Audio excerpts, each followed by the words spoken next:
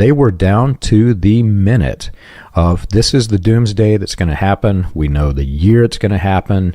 We know all of the key political events that are all happening. I mean, these are current events. They're not future events. These are current events that are playing out right now in the world. And we see these events and we're going to be raptured into heaven. That's the state that the message mindset was in when he died. And as a result of this, when it failed, there are some very devious, evil minds, I know them specifically, who tried to transition this after he died by focusing each one of those onto something similar in a future event. So those key events that were playing out right there in the minds of the people as they're seeing this doomsday unfold, well, they kind of lost them over time, and then years later, the message cult started bringing them back, and they said, well, this is very similar because Russia's doing this, or this is very similar because China's doing this, or whatever it is, and they try to refocus it. And in doing so, number one, they make them different prophecies for different age, for different timeline. Number two, William Branham's dead, so he can't even be involved in any of this.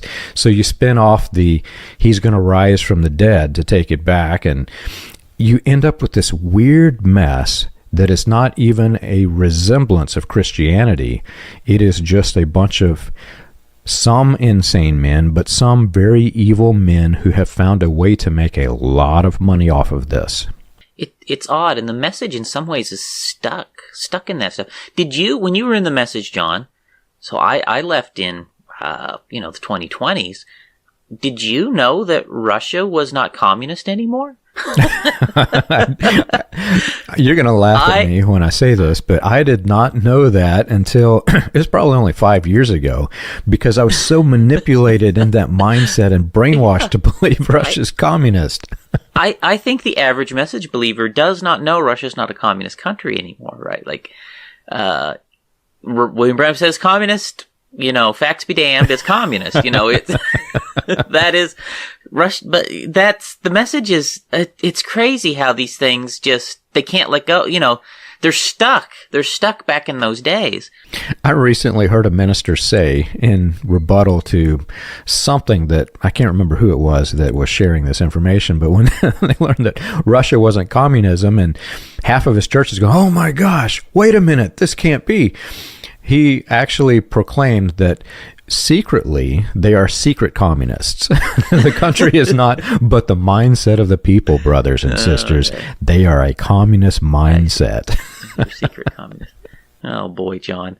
Like you mentioned, this is very different what William Branham did from Jesus. Jesus, when the apostles or whatever would come and asked him about this stuff, he was always very consistent with them. He's like, it's not for you to know the time, that the end is going to happen.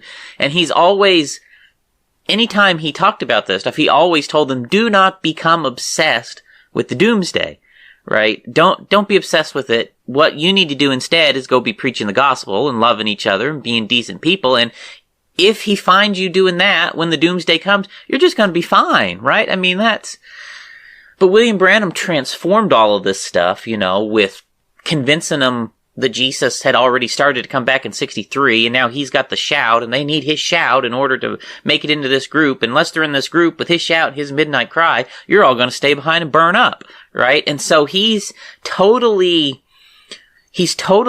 twisted the way that Jesus presented the end. Jesus said, you're not going to know when it happens, right? No man knows the day or the hour. Just be faithful, and whenever it happens, you're going to be fine, right?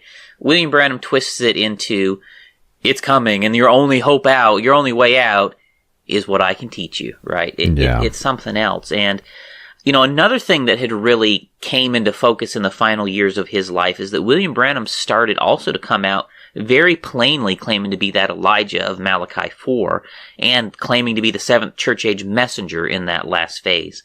He had been hinting at that and insinuating that since at least 1960 and through the 50s, but it's really only in the last couple years and really last few months of his life that he started to get really plain about it, right? In December 1964, about a year before he died, he preached a sermon, Who Do You Say This Is? Who do you say this is? And in that sermon, for the first time, William Branham publicly and unmistakably for the first time really claims to be the Elijah of Malachi 4. That's the first time he does it in that real public way. And I know for sure people had been promoting the idea that he was Elijah privately since 1952. And William Branham had been planting those seeds all along from his earliest sermons, but it was only the last couple years of his life that open claim towards the Elijah stuff really came front and center for him. And he honed in especially into Elijah's fight with Jezebel. And he basically labeled all of his enemies Jezebels, right? It's amazing how many Jezebels there was. And he was the Elijah sent by God to fight against the Jezebels. JFK was Ahab, and Jacqueline was Jezebel in one sermon. And then the next sermon, the Catholic Church is the Jezebel. And then the next sermon, the Protestant denominations are the Jezebel. And basically, he turned all of his enemies into Jezebels and Ahabs. And he basically used that to justify whatever terrible thing he wanted to say about the people he didn't like. I'm Elijah, they're Jezebel, they're dog meat, and I'm here to tell you that they're going to be dog meat. You know, it's kind of like that. And some of them were men, Charles. Wouldn't that be Jezebel? It's, you know, when I look back on the civil rights movement and all of the white supremacy opposition to it, it's just very shocking to see how much of it was aligned with the white supremacy of the era. I mean, even the Elijah theme, you and I recently researched this, but even the Elijah theme was something that came out of white supremacy.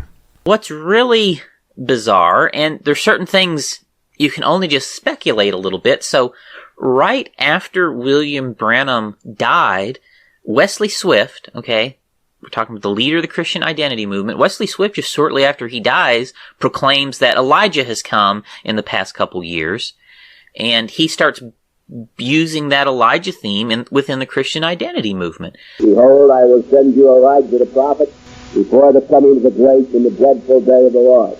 He shall turn the hearts of the fathers to the children, the hearts of the children to the fathers, lest I come and smite the earth with a curse. Behold, again, I send you Elijah the prophet. Same thing, you know, they're all going to stop the race war. They're going to have to survive the Catholic purge. The whole thing, right? I mean, there's so much similarity, so much overlap, and if you listen, so I don't encourage anyone to listen to Wesley Swift sermons, okay? If you really want to fact check me, go listen to Wesley Swift sermons. Otherwise, do not listen to that man's sermons. That is, I mean, evil hate speech. Awful. Okay? But William Branham and him are preaching the same themes. William Branham just he generally omits the word black and Jew, whereas Wesley Swift will say the word black and Jew. But otherwise, it's the same thing. The civil rights is the communists. The Jews secretly control the communists, who then control the civil rights. They're all going to make a deal with the Pope.